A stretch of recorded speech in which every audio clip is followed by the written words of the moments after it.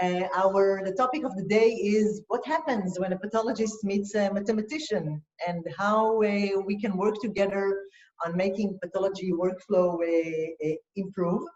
So we will start on time, just a little bit of admin. We will save some time towards the end of the hour for your question, and we will also be happy to address further questions via email after the webinar is over.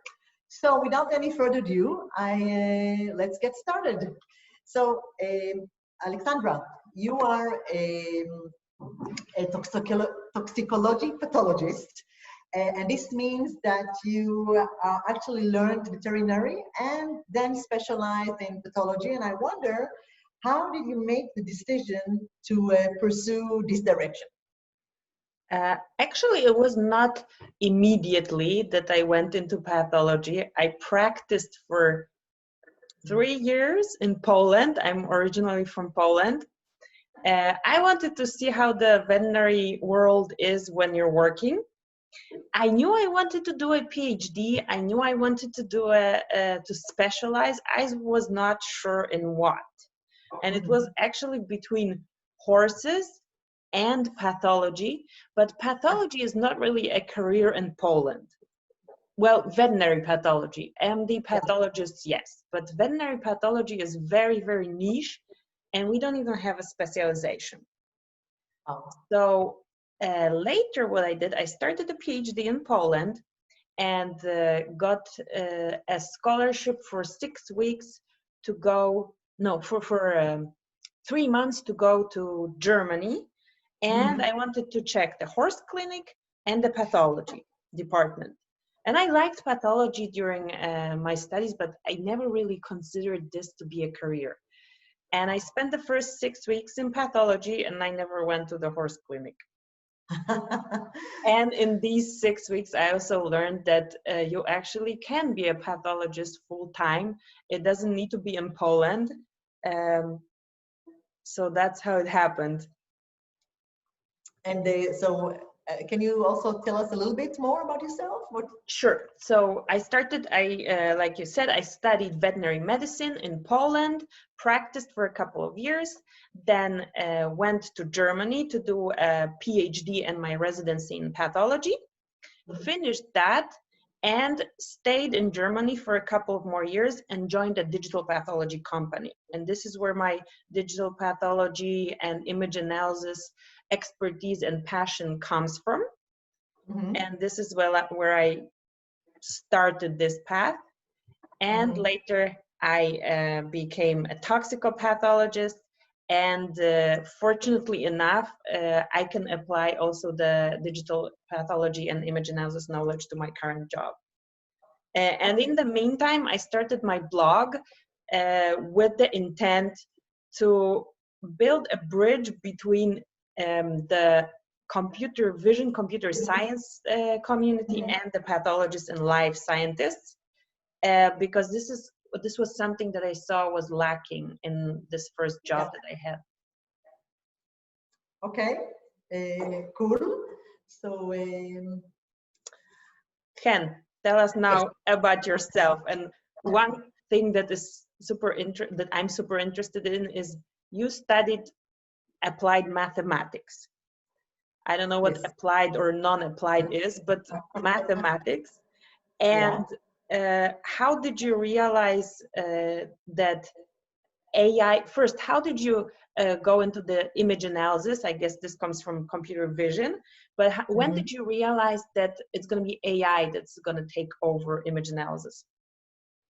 Yeah, so first of all, I love mathematics. My dream was to do a PhD in mathematics or in physics, so this was a big dilemma.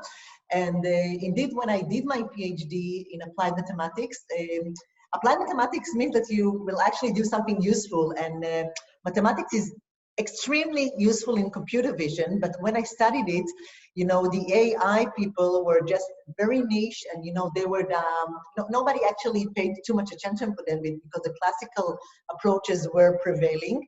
And also, when I co-founded the Sagiv Tech 11 years ago, which is a project company concentrated on computer vision, our main activities were in classical computer vision and machine learning. Now, already 6 or 7 years ago, I got a tip from two really good friends who are also leaders in this field of AI, and they told me, you know, Chen, computer vision people who will not understand deep learning and AI will not have jobs in a few years. And I was, okay, this sounds very strange. So, but let's see what this deep learning is all about. And this was an evolution to really to get to know things, and things just got, you know, more and more interesting and active. And indeed, when I co-founded DeePathology, and our product, the studio, that is a do-it-yourself platform for pathologists, was introduced, really deep learning and AI plays now a central role. But all the classical methods, you know, they are not useless. And I think that the challenge for us today is to provide solutions which are a combination of classical and, you know, the new AI solutions, which are really a new tool, but only one tool. So this is how I went there. I think that since we introduced each other, maybe it will be interesting to get to know our audience a little bit. So I want to launch the first poll and ask you, just we are curious to know from which continents you are. So let's see how many of you are coming from where. We are quite curious. So let's give you 5 more minutes to vote. And seconds.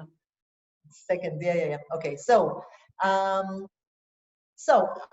the winners are North America.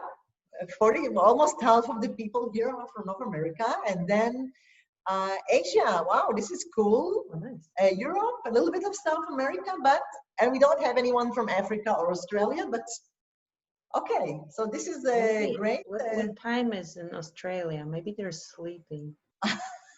Maybe they will see the recording. We'll see. Oh, yeah, absolutely. So, okay, great. So, Alexandra, maybe why don't you introduce us to the topic of today? Okay. So, digital pathology and artificial intelligence, like you said, the classical methods are not useless, but the new methods are more powerful, and they are the game changers. I mean, there is going to be still applications for classical methods where you don't need to give extra power, but there are more and more applications in pathology, both preclinical and clinical diagnostic research, where when we have the AI tools, we can go a lot faster and we can go a lot farther. So this is what we're going to be talking about.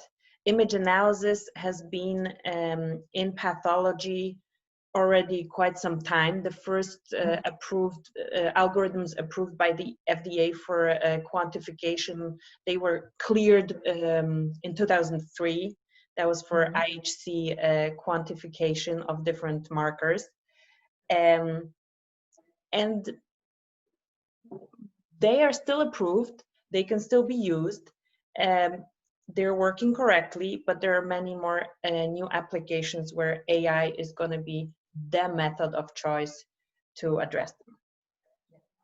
So, before we start interviewing each other, I want also, so I am a mathematician, Alexandra is a pathologist, coming from, so we have a combination here of AI and life sciences, and we also are curious to know where are you coming from, not only geographically, but also with respect to your scientific background.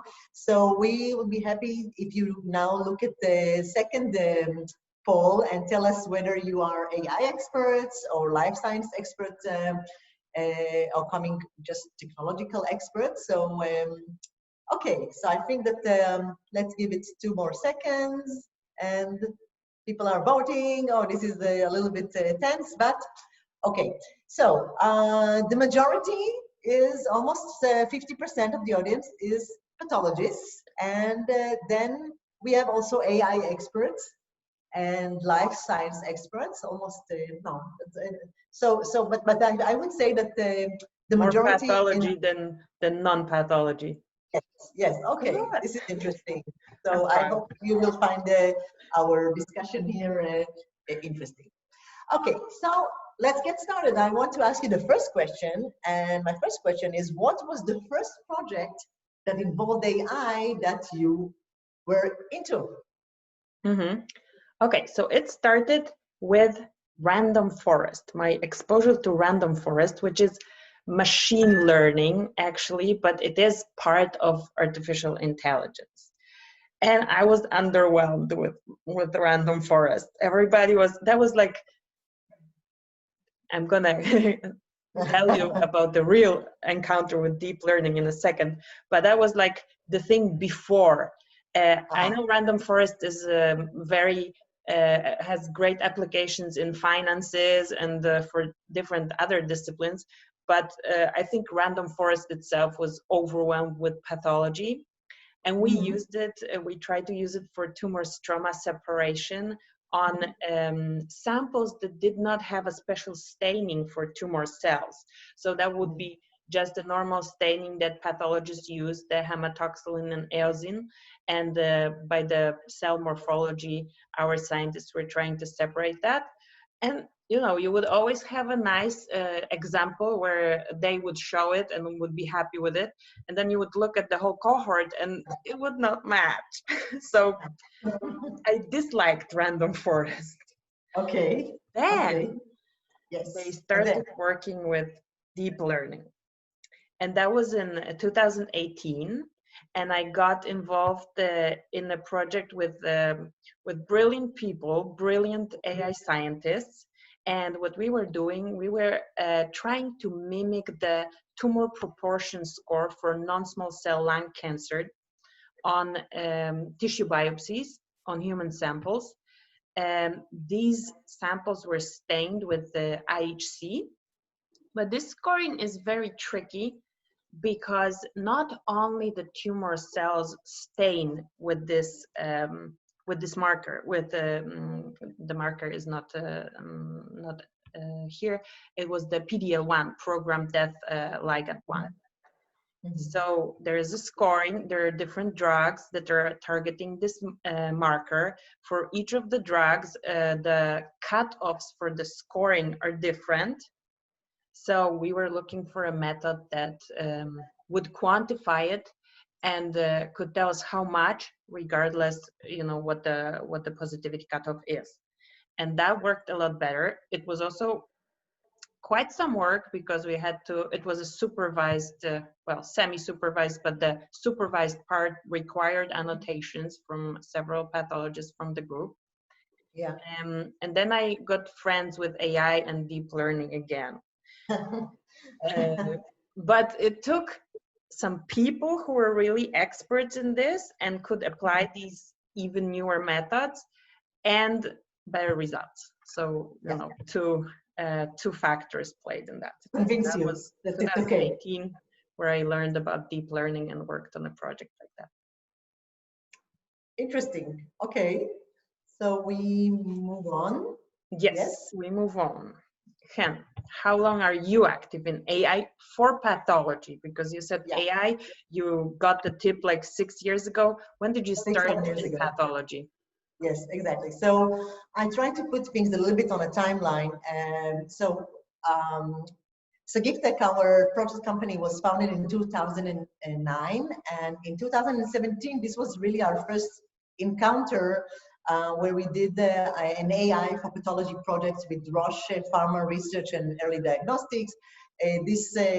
We had a lot of projects with them, also papers, and since this project turned out to be quite nice, we got an invitation to join their first ever digital health accelerator in Munich in 2018. Yes, you see the picture here with all the gang. 2018 was the year I left Munich. Really? Oh, yes. This is a pity. I missed you. Okay. Actually, I don't know Munich. I know East Munich, especially where the accelerator was. But Uh-huh. okay. So, and this was, we were looking for a nice opportunity to deploy our knowledge in a product. And this is, and inspired by our participation in the accelerator, we decided to establish DeePathology, aiming to the pharma research market to bring AI tools.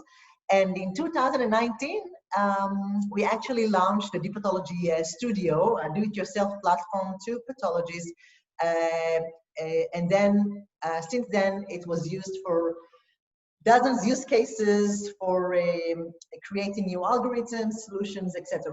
So I think that since 2017, we combined our mathematics and AI knowledge with pathology. I think it's super exciting because for me especially, one of my dreams was to become a medical professional, and I'm afraid of blood, and it is a great way to contribute to this fantastic area, but still, you can only hurt the computer, so it's much safer.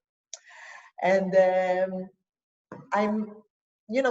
so if we talk about pathologists and AI experts, I'm wondering, how important is it for pathologists like yourself to really understand AI? And do you think that pathologists can actually create AI algorithms today by themselves without the help of AI experts?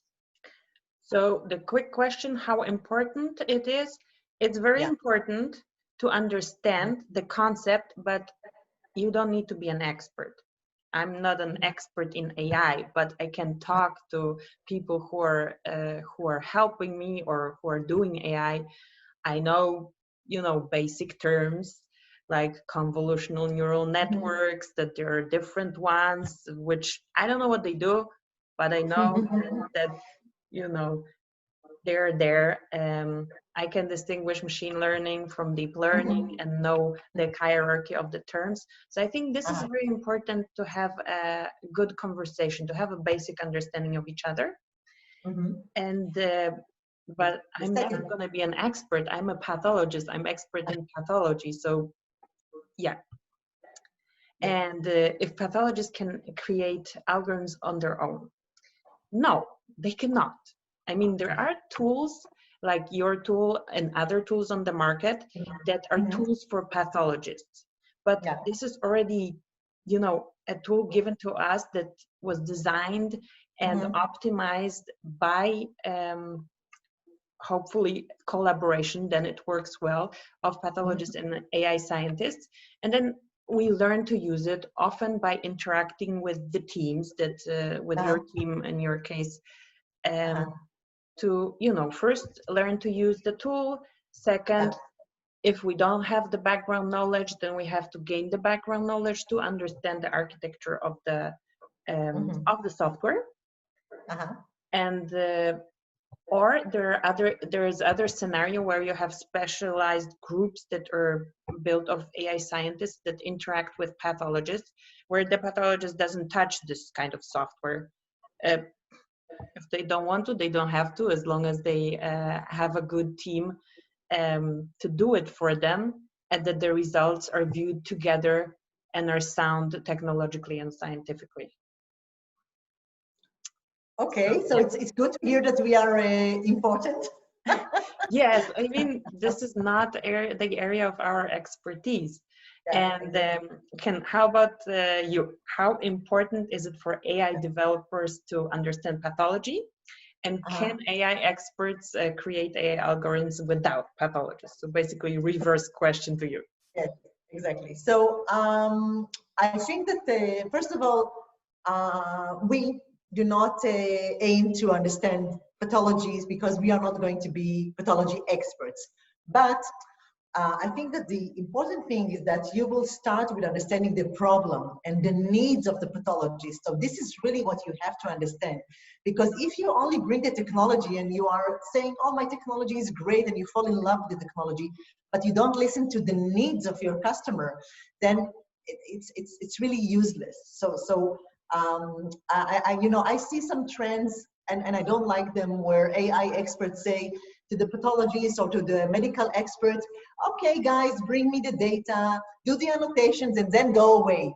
And I don't believe in that approach. I strongly do not believe in that approach. Don't believe either. I saw it fail too many times.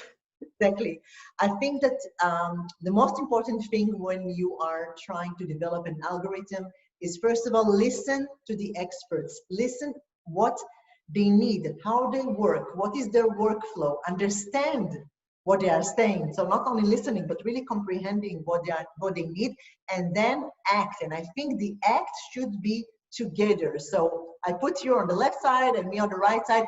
And I think that together, really the synergy, the collaboration is the essence of making AI really work successfully for pathology, because you need to, so again, as you know, sometimes I look at the slide and I say, okay, we need to find these brown things. So it's not so important that maybe I don't know the exact long name of the brown thing, but I need to understand the need of the pathologist, and I think this is what's important. So definitely we cannot do it by ourselves. We need to join forces. And just thinking about this combination, what do you think is the most important thing that AI actually brings to pathology? Mm-hmm. So assuming we have a good collaboration established, there are three things. There's scalability, Mm-hmm. there is the reproducibility, and there is precision of the tools. Mm-hmm. I'm going to take the example of my project that I started with. Okay. You can only, when you do visual assessment of slides, you can only do so much in a certain time. And sometimes you're legally restricted to only do so much. For example, with the evaluation of pap smears in human medicine, there is a limit of 100 slides per day per cytotechnologist, because then the quality of your assessment decreases, you get false negatives, and that's very bad for the patient. Yeah. And so scalability. It is not really AI specific, because you can gain this with the classical method as well, but it carries over to AI. Reproducibility. Also, if we have a good solution, it's reproducible. I know that I'm not gonna be, especially if I'm asked to quantify, and it's like quantify in quotation marks, because I cannot visually quantify if it's 10% or 11% or 15%, and if the cutoff is 10% for being positive, then okay, at this edge of the cutoff, I'm gonna be wrong 50% of the time, because 50% of the time I'm gonna say it's 9%, and maybe 50 it's 11. So if it's a very precise cutoff, I'm not reproducible. Pathologists are great in recognizing structures, but not in like quantifying the amount of things. You can say it's a lot or it's not a lot, and this is often mirrored in the semi-quantitative scorings that we use with plus, 1 plus, 2 plus, 3 plus. Yeah, and the third thing is precision. They go together. So this is what AI is gonna give us. Okay, great. Mm-hmm. And what's the most important thing that pathology brings to AI, and why? So okay, so I really like this question, because I would say that probably people will ask, okay, so what the AI actually advanced the pathology? But I think that it's more a challenging question to ask this question the other way around. Yeah, I and mean, I basically said what an automated good system is gonna do. It's gonna help us be faster. But what about you? What about pathology? Okay, so I have to say that again, I think that getting to really understand the needs of pathologists made us become more innovative. So again, there are many network architectures, and there are so many techniques and optimizations, etc. But then sometimes you need to really bring new things and be innovative because you face real life problems. And I want to give you an example from one of the things that one of the tools that we have. This is a slide of a kidney where we are trying to quantify the number of red blood cells, and this is one of a snapshot of what we have in our studio. And you know, you know very well that time of pathologists is very, very scarce. And we understood that pathologists don't have time. We need to really respect every minute that pathologists have to spend on annotations. So we had to really think on how to do it very efficient, very effective, so that it's not too boring and too time consuming. And this is how we came with the idea of a gallery where we actually get patches from the entire slide of the all kind of cells in the slide. And then the pathologist can quickly, you know, like a computer game, just mark yes, no, and you can actually have up to 9 categories if you like. And then to make it even more efficient, the system starts learning what the pathologist is looking for. So we use methods like active learning and auto annotations to bring the more, let's say, difficult, the more interesting, the rarest samples for the annotation of the pathologist. So we want to really make use in the best way possible of the pathologist's time. So, and eventually, we use methods like auto annotation so that the system, after it really develops something preliminary, it suggests to the pathologist, okay, I think this is the right annotation, and you only have to correct it. And these constraints from understanding the workflow, from understanding the needs of pathologists, really made us become innovative, not only in terms of technology, but in terms of really bringing something which with value to the users. So I really think that and this is what we want to learn all the time. We have to learn what is needed because maybe there are technical solutions to provide for these needs. So let me tell you something. This was one of the reasons why I changed jobs. Because for AI, it was super fascinating to do AI, but it needed so many annotations. And exactly. I didn't want to spend, hours annotating. Exactly. And we didn't have a tool at the time to accelerate it. I would ask, okay, can't we take the good cases and make the detection from the good cases as annotations? And it was not agile enough, and it was taking too much of my time, and I decided to move on. Yeah. Okay, so it's a pity we didn't meet in Munich, but it's now at least we compensate for that. And one of the hypes in AI in general, and I think AI for healthcare and pathology in particular, is the concept of explainability, which is gaining more and more, I think, attention. So what role do you think explainability will play when it comes to AI in pathology? Mm-hmm. So I learned about this explainability concept last year at the ESTP conference, where a regulatory expert was giving a talk, and he introduced us to the GDPR, the General Data Protection Regulation in the EU. And I think it was implemented in 2018. The AI systems that are making decisions for humans have to be explainable. It's mandatory. Be it for finances in the US, it can be for credit score. This is something important here in the US, or anything health related. The person who's giving the data cannot be subjected only to automatic solution. The decision cannot be based on an automatic solution. They have a right to explanation. And that kind of, everybody was saying, oh, I don't know when we're going to use this AI for diagnostics, especially for diagnostic, because this is more regulated environment, because it's a black box.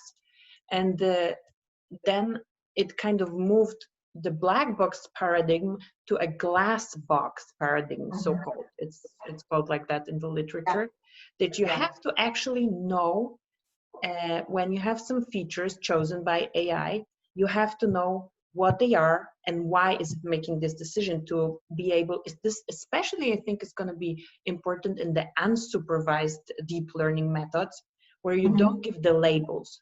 There is no human expert giving labels and then asking the system to look for the same labels. You're looking at data grouping, data clustering, and the clustering, the features in the data may have nothing to do with biology and pathology. So then the pathologist comes after.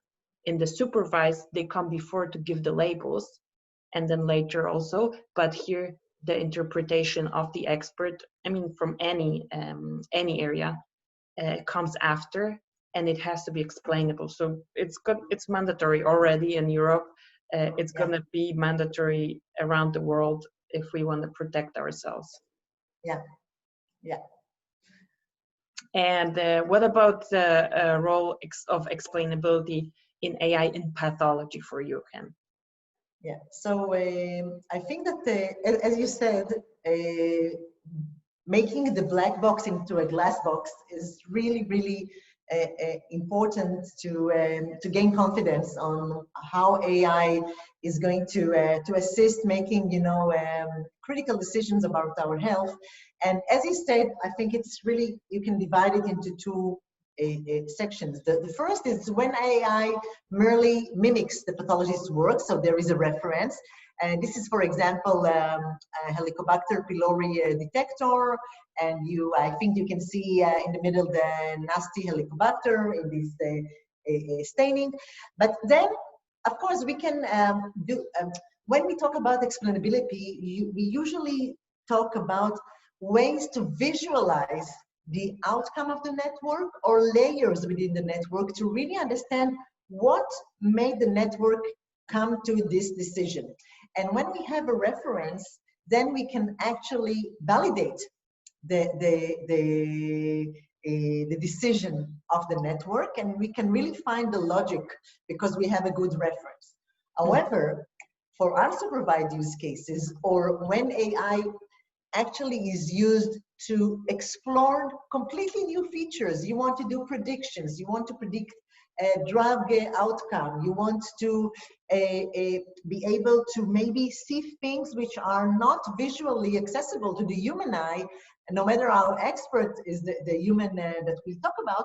So when, and this is an example of one of the papers that we have written, where we try to see within the network some features which were dominant and try to find some logic. And I think that here we have to close the circle, because if we are able to explain why the AI system made such decisions, then, and bring this information to the pathologist.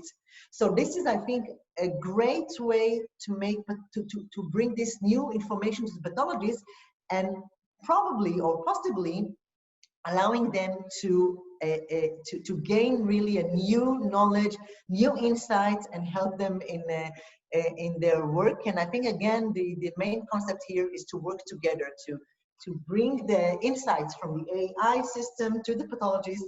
And because eventually I think that the most important person in the loop is the pathologist. He's the pilot, and all these fancy tools are just to make the smooth flight with the airplane. So I think explainability is great. It's also very interesting from a technological point of view, and so this is something that which also we are very excited about. You mentioned FDA approvals and regulatory concerns. So for you, how crucial is to have the FDA approval for AI algorithms? Mm-hmm. So the answer to this question causes two other questions. First, what does the FDA regulate? And the second is, what is the intended use of the algorithm or the solution? Because it is FDA approval is crucial if we want to use it as a diagnostic tool on human patients. And this is regarding this question, what does the FDA regulate? It would be a medical device, and this is an area regulated by the FDA. Another thing that is indirectly regulated, so directly is the drug approval. Indirectly, through the good laboratory practice, it's regulated, it regulates the preclinical drug development environment. So in the good laboratory practice, you don't really need to have a medical device that is approved to be allowed to use AI, but there is a set of regulations that you have to follow, because if you don't follow them downstream, when it comes to the drug approval, the FDA will look into it and say, oh, it was not compliant with these regulations, so we don't trust your data, or go redo. So, and regarding the intended use, obviously, if it's a diagnostic tool for patients, or something that helps in drug development under GLP regulation, it is very much connected to the FDA approval, or approval endorsement. But if it is for research use, if it's to accelerate exploratory work, there is no need for FDA approval. If this exploratory work yields something that is promising and that you want to later use, and you know you have a great thing, then yeah, you move on to the regulated framework and you keep doing what they ask you to do to have it approved. But there is so much still to explore that even if you don't get to the approved stage, and also with the explainability, you can discover something with AI in the research space. If you can explain it, maybe you don't need AI to later point out to this. Maybe you can use classical methods, but you would not be able to detect it without AI. So on one hand, it's important for the regulated part. On the other hand, you can use it and benefit from it already without waiting for the approval. Okay. So. Yes. Yeah. Did pathology research affect the way that you think about algorithm development, and how did it affect it? Yeah. So. So you know, back in 2000, so when you when I talk about the history of AI, I usually everybody refers to 2012 as like the point where AI really exploded, because you know AI and deep learning are actually, you know, it's been here mathematically, it's been here for the last 30 years. And you know, there's the era of the cold winter, the winter of AI, and suddenly this winter, you know, just went away. Spring, the AI spring came along, and now it's hot summer. So what happened? So usually people would say that the availability of huge amounts of data on one hand, and access to huge compute resources, actually made available those deep neural networks, which have like hundreds of layers, millions of parameters. You need so much data to train them, and this is why it's boomed. And I think that this was also what I thought for a long time. And then we started looking at pharma research and preclinical trials, and wow, this was becoming difficult, because you don't have millions of examples. In a good case, you have like hundreds of examples for one preclinical trial, and it's a pathology lab. You don't have like you know, lots of servers with super powered GPUs. I mean, it's not like, I'm talking about, you know, small CROs, not like huge ones. So what can you do? And again, these pathology real problems made us realize that in real life, you don't always have this information or compute power. And what I've learned is that you actually don't need millions of examples, and you don't need access to huge compute resources. And this was a challenge that was very interesting for us, for Jacob, our CTO. How can we do anything that makes sense using a limited amount of information and make it run on, let's say, a powerful, let's say, laptop, and not like millions of servers. And I think that this was, for me, a very interesting discovery, that you can still make something useful, accurate,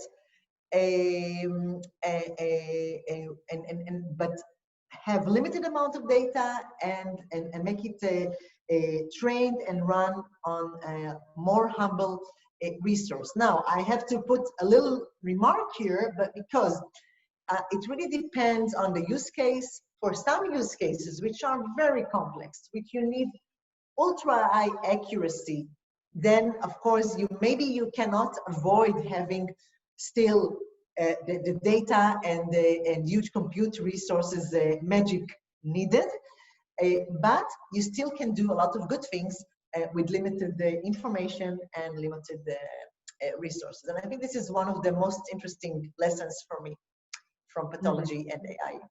Okay. And I think that we are still in an evolutionary process. As you said, there's still a lot of work to be done. So, Alexandra, what is, in your opinion, the biggest challenge today for AI and pathology? Mm-hmm. So there is some traction already, but my main problem or the challenge I see is that we don't consider each other equal partners. And of course, it depends.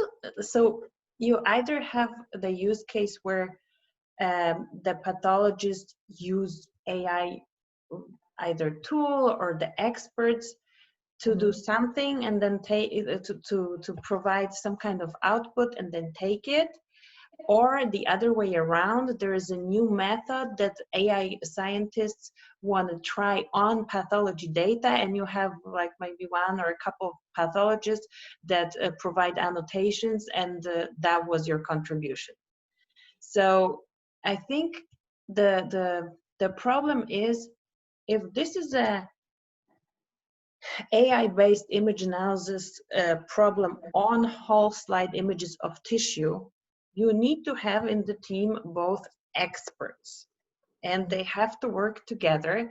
And obviously in every team you have a leader, but this is a task that kind of equally comprises of both parts. So it cannot be that, somebody thinks they are smarter than the others, that there is no willingness of bringing each other up to speed, either in the explaining the pathology problem or explaining the technology, because it is not, there are already programs for probably more for pathologists about AI, to bring them up to speed to work with AI experts, than pathology programs for AI. A lot of this, you get people who don't have exposure, who didn't have exposure to each other's discipline, and you have to learn along the way. And I have the feeling that in other life areas, I mentioned finances, I don't know, engineering, you always have multidisciplinary teams. At least for pathologists, it's often not the case. You often are there with your slides, with your pathology problems, and you discuss many things with your pathology colleagues. So it's a little bit a siloed approach, and we have to break this siloed approach and be together as a team. I can't agree more, to be honest. I think it's we have different personalities. I mean, you choose one profession or the other, also according to your character. And I know people who choose pathology because they don't want to interact with people too much. And there are plenty of computer scientists who are known for not wanting to interact with people too much. So, there are these qualities of ourselves that we have to move above or like conquer and focus on the task, focus on the application, and swallow our prides, regardless how experts we are in whichever field, and just learn to work together. Absolutely. I completely agree with everything you said. And I think that, yeah, it's a, but we will also discuss this in a few, We will. in a few We have a questions. special question for that. Exactly. But you are absolutely right. So, yes. Yeah, and for you, what's the biggest challenge in working with pathologists? Yes. So I think that the biggest challenge from the way I see it for this combination of AI and pathology is really to bridge the gap. And I think that to bridge the gap in the sense that I think it's really related to what you have been saying, that in some way, there are two groups, you know, these are the AI experts, the pathology experts, and all of them are very smart, and I think that it really is important to see how there's a real collaboration and how the gap is bridged, and I think that to bridge the gap, I have a very let's say, a concrete opinion on how to do this bridging of the gap. And I like this image for conveying my idea, although it seems a little bit of context. Now look at the look on the face of this little girl. She knows exactly what she wants. It's very determined, and she's the leader.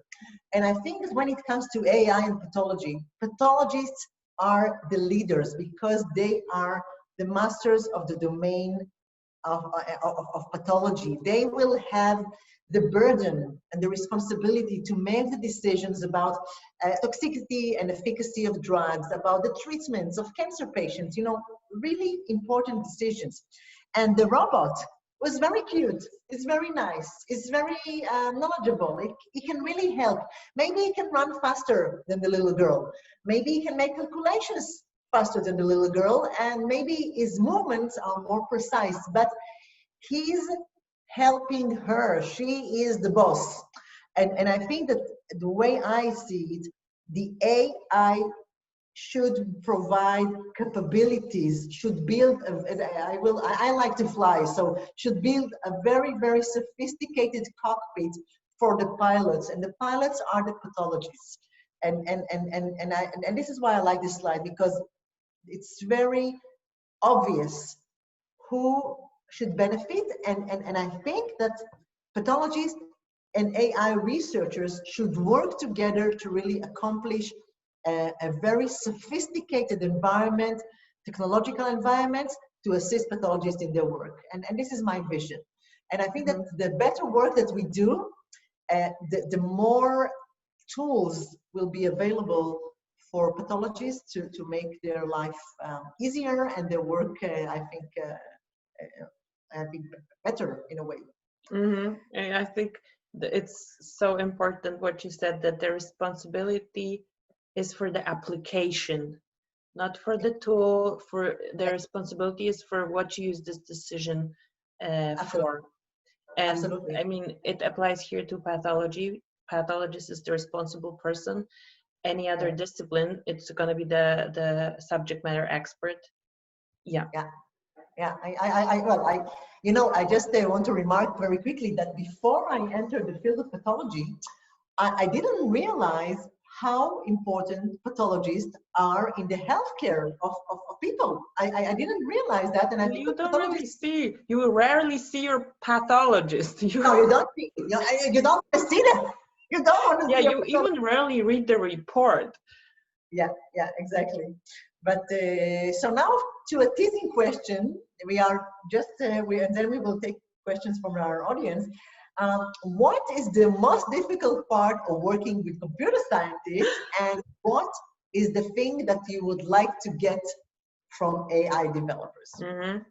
Okay, let's start with the difficult things. So I guess we've been saying those things already throughout the presentation. The most difficult thing is the communication.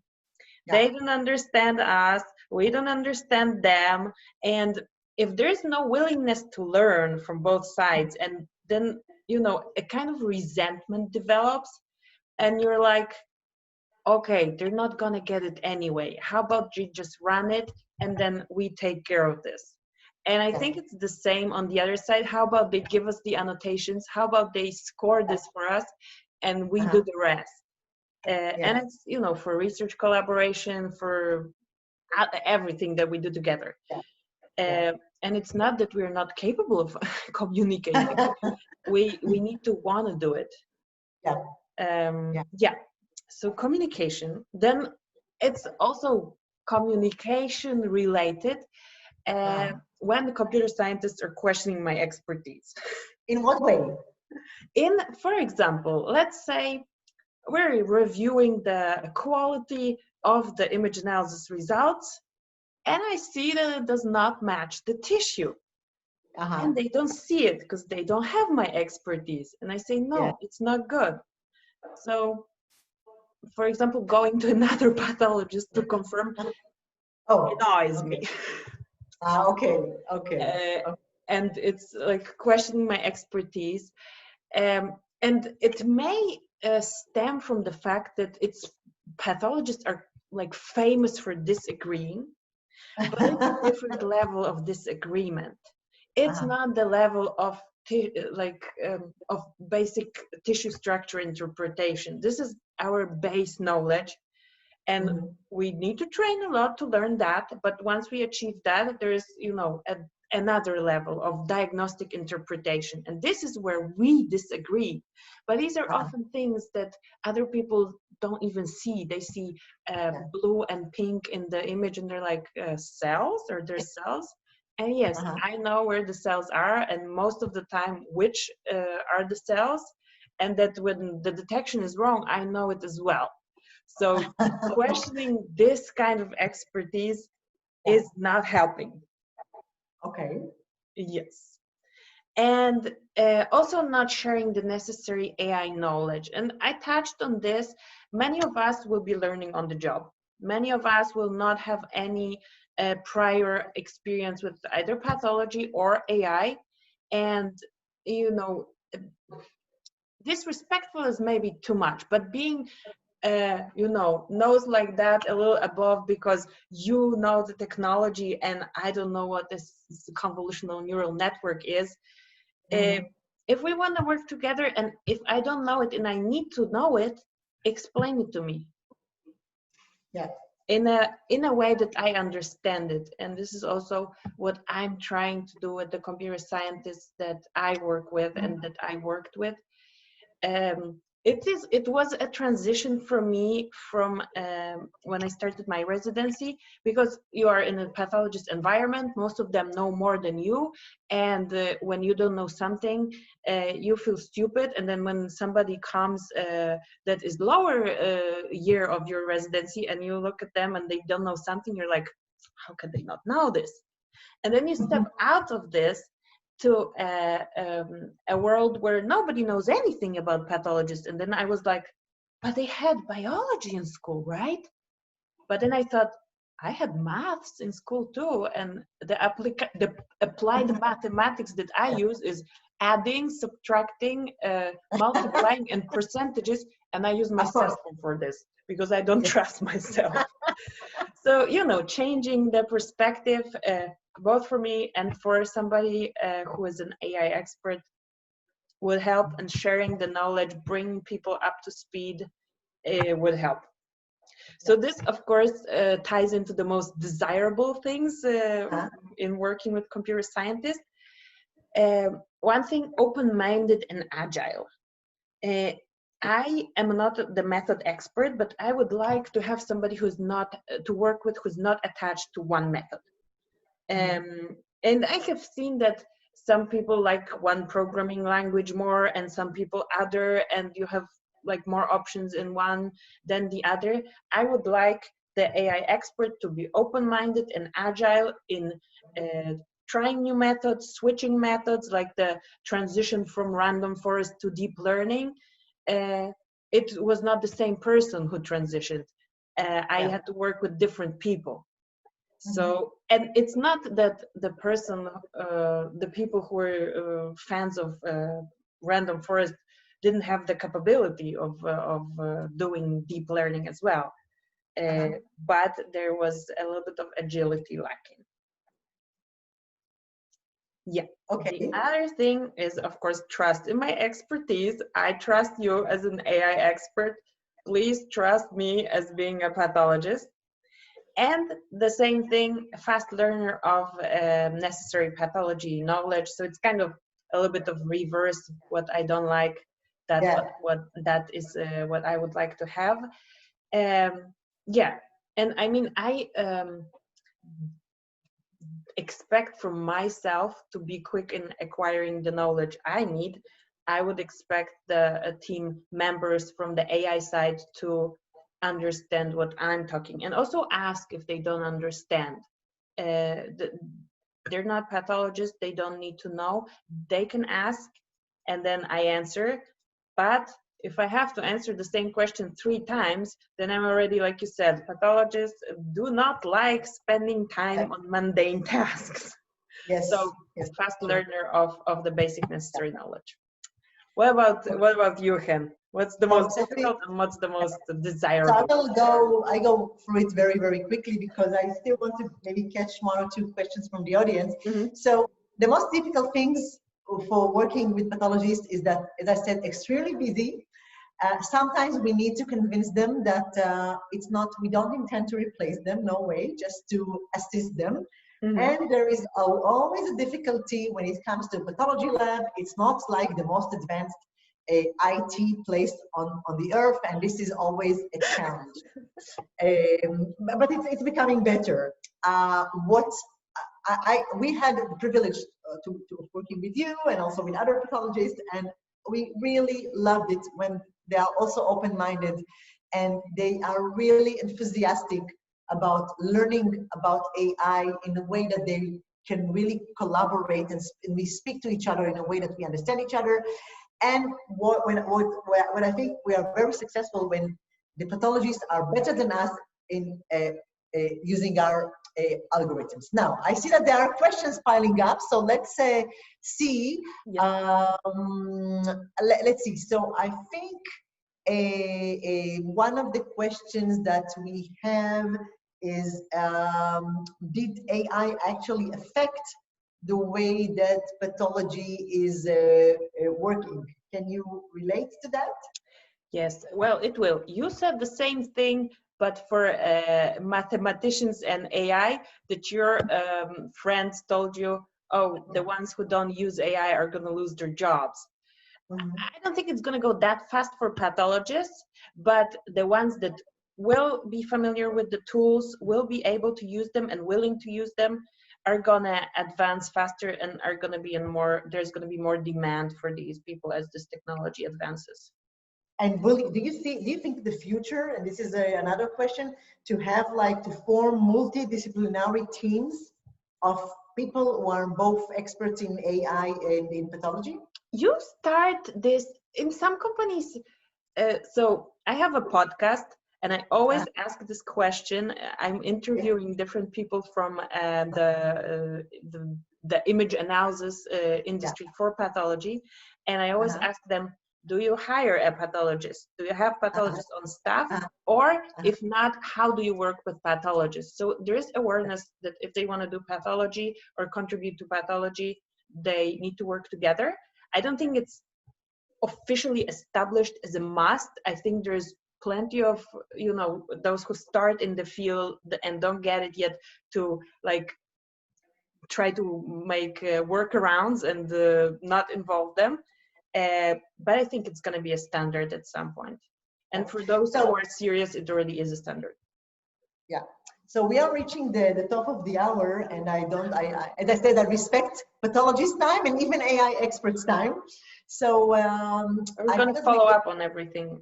Yes, we will follow up on the other questions, and I want to thank you. If you have any specific things you want to ask, here are the emails, and we will also follow up with an email. I would like to challenge the participants. If you have an interesting pathology problem and you want to challenge our do-it-yourself platform, send it to us and we will try to assist you. And Alexandra, what is your takeaway message that you want to share? My takeaway message and like my message with my blog and my podcast is let's work together, because there is quite a huge gap to be bridged. So if you're looking for resources for pathologists about AI or image analysis, or for image analysis scientists about pathology, feel free to visit my blog and listen to the podcast. And thank you so much for coming, signing up and listening to us. Absolutely. So thanks. It's been fun to talk with you, Alexandra. Yes, same for you, Chen. It was great. And so bye, everybody. Have a great day, and we'll be in touch. Bye-bye.